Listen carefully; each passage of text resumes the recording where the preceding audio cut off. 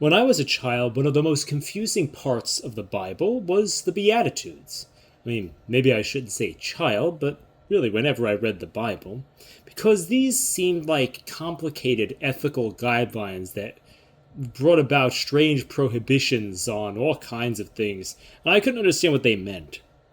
But I think that one of the ways that we can come to understand the Beatitudes is through the psychological understanding of the concept of reframing.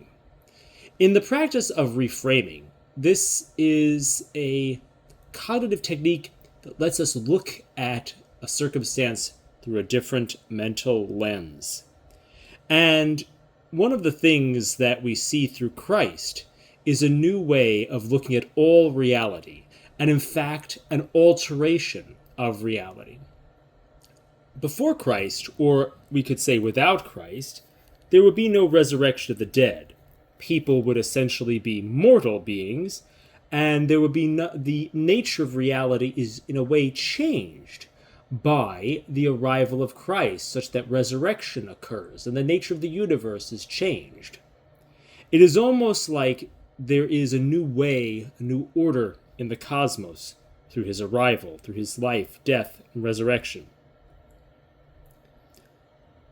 The Beatitudes, which I mentioned at the start of this, are a way of looking at this new world, a way of looking at these new meanings. We hear words like, blessed are they who mourn, blessed are the poor in spirit. These are not words that we would think would convey blessedness, but they call us to have a different attitude than ordinary.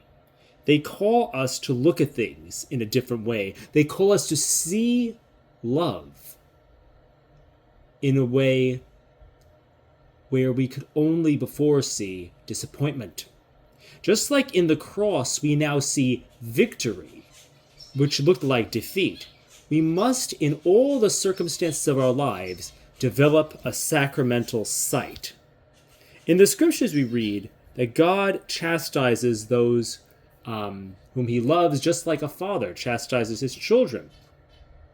And in this way, God loves us by making us essentially suffer in order to be like his son. Because God is doing jujitsu on the world and making everything work out for our greatest good in his glory. So he wants to make us all into copies of his son so we can enjoy as much of his son's abundant life as possible, which means essentially that we are going to suffer. But we're going to die and rise and all these type of things. We're going to participate in the joyful and sorrowful and glorious mysteries. And so we must see and know the love of God in all things, especially in this fallen world, where suffering has been repurposed in the best way in this new covenant. We must understand that the world and all of its ups and downs mean love. As Joseph says in the Old Testament, you meant it for bad, but God meant it for good. We must see God's love in all things and receive it, including and especially in sufferings. We must have the attitude of the Beatitudes, which flips what is good. And this is an attitude that is bound to count it all joy. Because this is really a thing. We have to have a completely different understanding of what is good for us, because what is good for us makes us like Christ. We could even say that God cares so much about us that he only gives us what's best for us, and he does not give us what is merely what we want. God loves the person in us that is a potential saint, a potential replica of Jesus, and not just our personal identity. God loves us as we really are and can be, not just like, okay, this is who I think I am. I think I need this. I think I did that. No, you are meant to be a saint. You are meant to be a saint, and God is going to love you accordingly. And so he's going to provide for your potential, and he's going to give you the raw materials for your good, which is to be like Christ and his glory, which is for you to be like Christ. So it's a win-win situation, but we have to understand what game we're playing. If we think we're playing the personal game, then we could say that God is against us, because God's not here to satisfy all of our whims and desires, but God is here to make us into replicas of his Son so that we can enjoy everything. So this is a very important thing, to understand this fundamental reframing of reality. Because if we don't do this, then in our lives we will have ongoing depression and disappointment. If we live life and see all the things that happen to us and say, I was rejected, I didn't get that job, why did this happen to me? What is this? What's the purpose of that? We will see in our lives and develop Joyce Meyer, who I like some aspects of her ideas and don't like some other aspects. She says there's such a thing as a root of rejection then in our lives. And then we develop an approval addiction, and we try to compensate for things, and we develop these ways of kind of compensating for our losses by trying to be special and trying to get approval and trying to be perfect and trying to do everything right. And we develop all these defense mechanisms and all these problems. And we need to go beyond that. We need to get down to the root. And what is the root?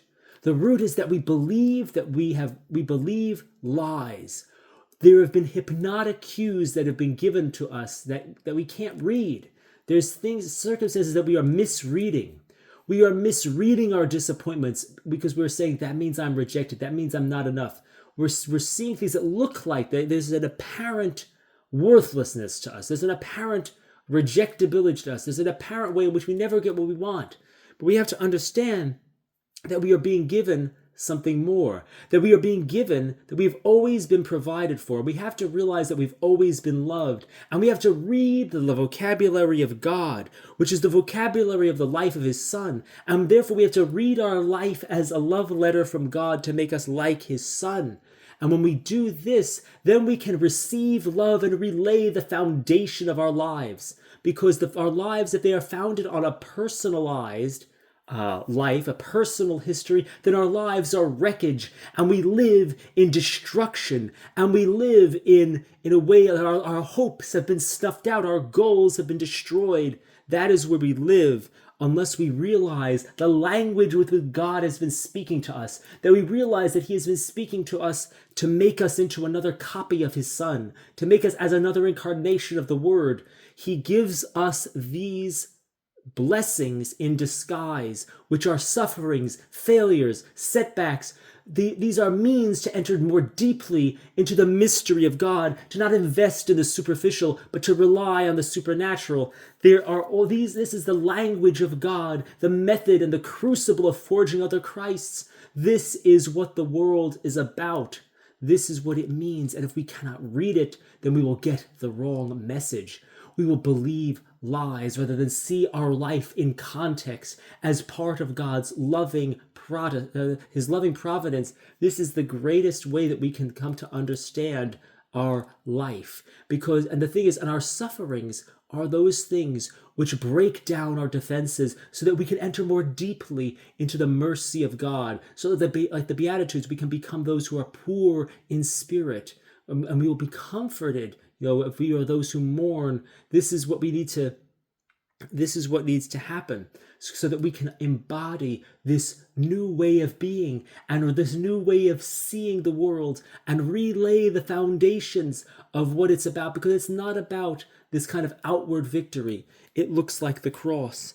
It's this paradoxical victory, this paradoxical language of God that we must learn to read, or else we will be deceived into believing that we are rejected, rather than realizing that God cares for us so much to make us to know his love, so that we can be sons of the Most High God and resemble his Son, Jesus Christ.